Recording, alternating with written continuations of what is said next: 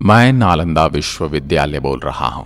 आज मैं आपको मेरा ऐसा गौरवशाली इतिहास बताने वाला हूं जिसके बारे में आज की पीढ़ी कम ही जानती है। हां, मैं वही विश्वविद्यालय हूं जो एशिया की सबसे बड़ी यूनिवर्सिटी हुआ करता था। लेकिन एक नरभक्षी, पागल, राक्षस, क्रूर और सन की तुर्की शासक बख्तियार खिलजी ने मुझे और मेरे पुस्तक भंडार को जलाकर राख कर दिया था। महीनों तक मैं जलता रहा, किसी ने मेरी सुध नहीं ली। मैं सबसे पहले मुझे जलाने वाले के बारे में बताऊंगा, उसके बाद मेरी खोज कैसे हुई, उसके बाद मैं अपनी बनावट बताऊंगा, उसके बाद मैं आपको मेरी अलग अलग विशेषताओं से अवगत कराऊंगा, और सबसे पहले मैं नालंदा को क्यों तहस नहस किया गया वो बताता हूं। मेरी कहानी सुनोगे तो भारत के लाडलों, तो आपकी आंखें भी भीग जाएंगी। क्रंदन भरी आंखें और रुंधे हुए गले के साथ मैं आज सुनाता हूं मेरी कहानी। मेरे प्रांगण में 10,000 से ज्यादा विद्यार्थी पढ़ा करते थे और उनको पढ़ाने के लिए 1600 से अधिक पंडित आचार्य हमेशा मौजूद थे। एक समय की बात है, बख्तियार खिलजी नाम के क्रूर लुटेरे और मूर्ति पूजकों के विरोध की तबीयत खराब हो गई। किसी गंभीर बीमारी ने उसे जकड़ लिया था। उसने अपने नीम हकीमों से बहुत इलाज करवा लिया, लेकिन उसकी तबीयत ठीक नहीं हुई। उस समय एक यात्री मेरे प्रांगण में घूमते हुए सभी विषय पर पढ़ने वाले आचार्यों से भेंट करते हुए मोहम्मद बख्तियार खिलजी के राज्य में जा पहुंचा। वहां उसे पता चला कि वो अभी बीमार है तो मिल नहीं सकता। उस यात्री के विशेष आग्रह पर बख्तियार खिलजी मिलने के लिए तैयार हुआ। यात्री ने मिलते ही बख्तियार खिलजी को सलाह दी कि विश्व प्रसिद्ध नालंदा विश्वविद्यालय में मेडिसिन विभाग के प्रमुख पंडित राहुल श्री बद्र जी आपका इलाज करके आपको ठीक कर सकते हैं। फिर क्या था, पंडित राहुल श्री बद्र जी से इलाज की इच्छा प्रकट की, लेकिन बख्तियार खिलजी ने एक शर्त रखी थी कि मैं किसी भी प्रकार की भारतीय पद्धति से बनाई गई दवा नहीं खाएगा, क्योंकि ये काफिरों के द्वारा बनाई गई है। फिर कुछ समय के बाद राहुल जी श्री बद्र ने कुरान की प्रति लेकर खिलजी के पास गए और ये सलाह दी कि प्रतिदिन कुरान की प्रतियां आप पढ़ेंगे तो आप ठीक हो जाओगे, ये मेरा दावा है। उसके कुछ दिनों तक खिलजी ने कुरान की प्रतियां दिन में कई बार पढ़ी और उसने महसूस किया कि उसके स्वास्थ्य अब ठीक होने लगा है। उसके बाद उसने पता लगाया कि मैं ठीक कैसे हो गया, तो उसे पता चला कि पंडित राहुल श्री बद्र जी ने कुरान की प्रतियों पर दवाई का लेप लगा दिया था। जिनको पता था कुरान पढ़ने वाले खिलजी हमेशा पन्ने पलटते समय हाथ पर थूक लगाता है, इस माध्यम से शरीर में दवा का असर हुआ और वो ठीक हो गया। उसी के तुरंत बाद खिलजी को यह बात सहन नहीं हुई कि मेरे नीम हकीमों से मैं ठीक नहीं हुआ, परंतु काफिर की दवाई ने मुझे ठीक कर दिया। मेरे हकीमों से ज्यादा ज्ञान उन आचार्यों और पंडितों में है। मन ही मन में मेरे प्रति उसके मन में द्वेष पैदा हो गया। मैं नालंदा विश्वविद्यालय पूर्ण रूप से शांति का संदेश देने वाले भगवान बौद्ध से प्रेरित था। जगह जगह पर भगवान बुद्ध की प्रतिमाएं और स्तूप बनाए गए थे। हर आचार्य, पंडित, हर विषय में परिपूर्ण बड़े बड़े ज्ञानी और बड़े विद्यार्थी सभी भगवान बुद्ध के सामने नतमस्तक होकर शिक्षा ग्रहण करते थे। ये बात खिलजी को सहन नहीं हुई, क्योंकि वो एक मूर्ति भंजक था। मूर्ति पूजकों को मारना वो अपना धर्म समझता था और एक मूर्ति पूजक द्वारा इसका इलाज करके ठीक करना उसे अपने धर्म की तौहीन नजर आई। फिर अचानक एक दिन मैंने असंख्य घोड़ों के पैरों की टाप सुनी, कंपन को अपनी ओर आते महसूस किया। लेकिन मैं तो शांति और शिक्षा के लिए विश्व में विख्यात था, मुझे किस बात का डर था। खिलजी और उसके घुड़सवारों ने मेरे सभी दरवाजों को बाहर से बंद किया और एक टोली अंदर घुस गई। उसके बाद मैंने जो क्रूर खेल देखा, मेरे प्रांगण में जो शब्दों में बयान नहीं कर सकता, कहना बड़ा आसान है। लेकिन जो मैंने अपने आचार्य, पंडित और विश्व के अलग अलग कोने से आए विद्यार्थियों का टपकता खून देखा, मैंने अपनी नंगी आंखों से देखा, उसको बताना कठिन है।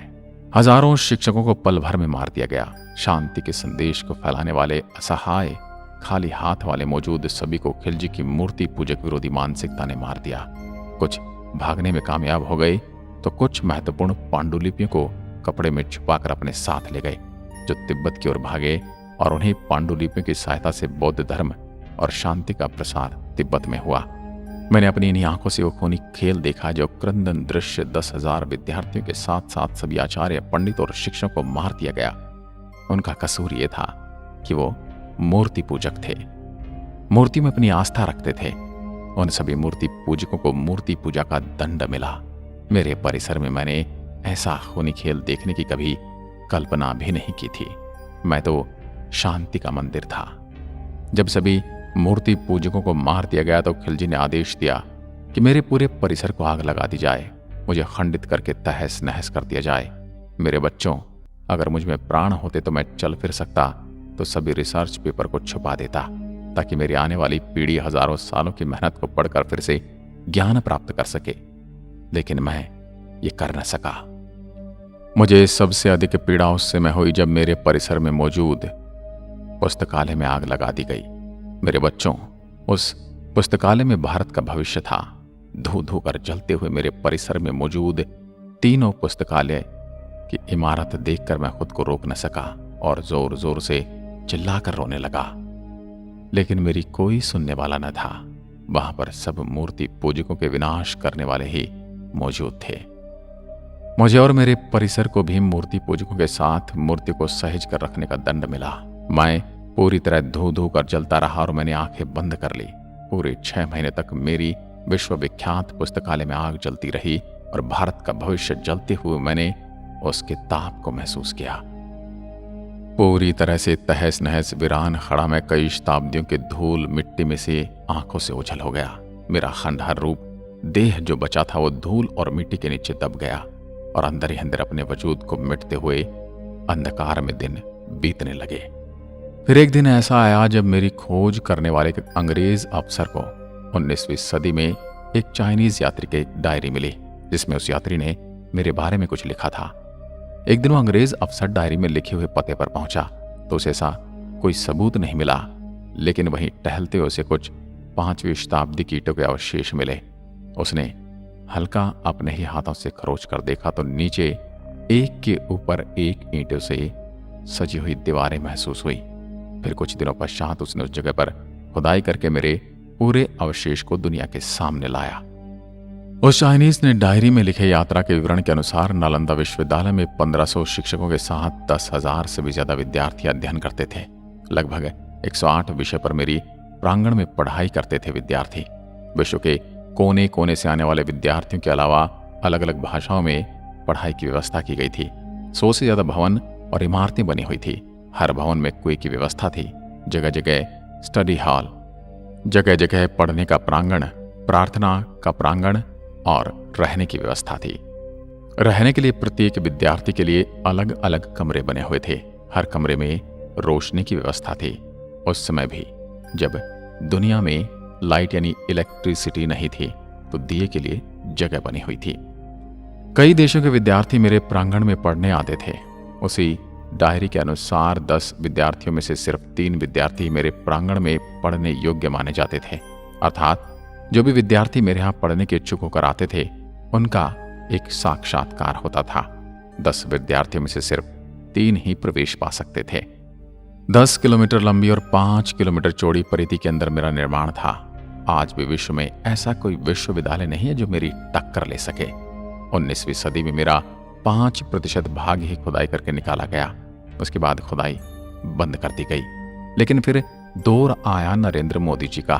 उसके बाद 2016 में मेरी फिर से खुदाई प्रारंभ हुई। उसके बाद यूनेस्को द्वारा मेरे प्रांगण को विश्व धरोहर में शामिल किया गया। इसलिए अभी मेरे अवशेषों को निकालने और सहेज कर रखने की जिम्मेदारी यूनेस्को द्वारा संभाली जाती है। मुझे मुख्यतः 3 राजाओं ने मिलकर बनाया था। इसमें पहले राजा थे कुमारगुप्त, जो मगध के बहुत बड़े राजा थे। मगध की राजधानी राजगिरा होती थी, जो मेरे विश्वविद्यालय के प्रांगण से 15 किलोमीटर की दूरी पर स्थित थी। कुमारगुप्त ने 500 ईस्वी में नालंदा विश्वविद्यालय के रूप में मेरी स्थापना की थी। 5वीं सदी थी। आप जिस स्थान पर आज आए हैं वो लगभग 1600 वर्ष पूर्व एक विश्वविद्यालय हुआ करता था। फिर दूसरे थे कन्नौज के राजा हर्षवर्धन। उन्होंने मेरे प्रांगण की दूसरी मंजिल का निर्माण कराया लगभग 7वीं शताब्दी में, और मेरी ख्याति दूर दूर तक फैलने लगी। उसके पश्चात तीसरे थे राजा देवपाल, जो बंगाल के राजा 9वीं शताब्दी में आए और मुझे देखकर प्रसन्न हो गए। फिर उन्होंने मेरी ख्याति को और बढ़ाते हुए तीसरी मंजिल का निर्माण किया।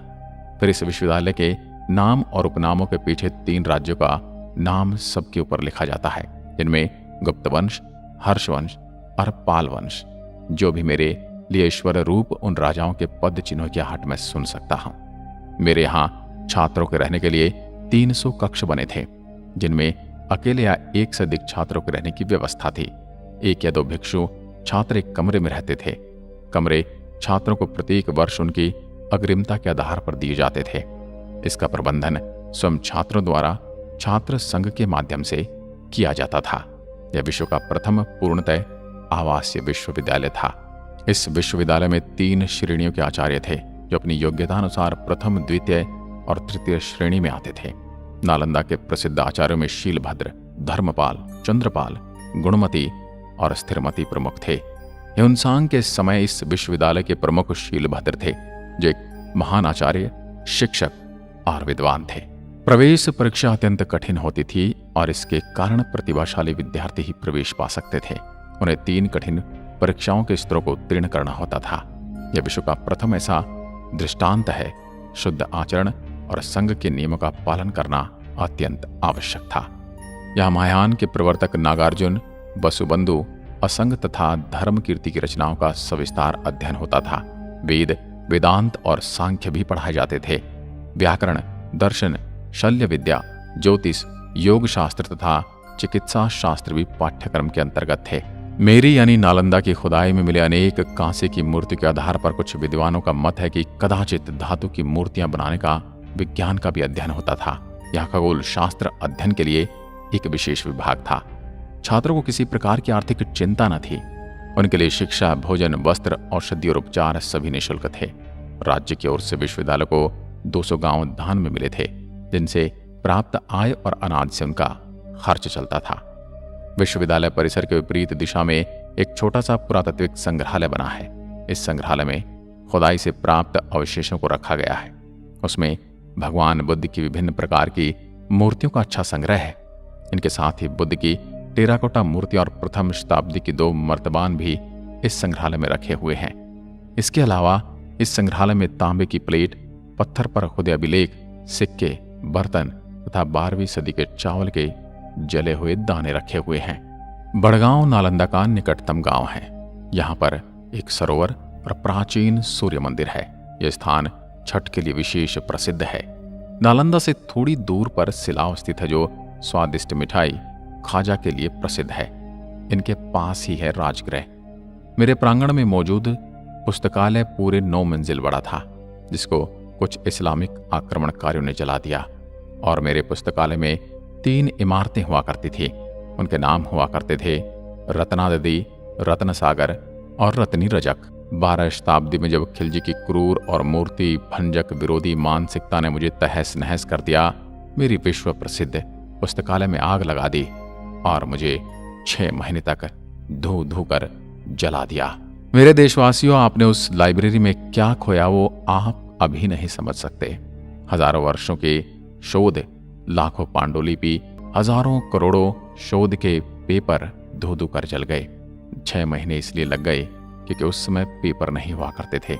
अधिकांश पांडुलिपि और रिसर्च के डॉक्यूमेंट ताम्र पत्रों पर उकेरे जाते थे।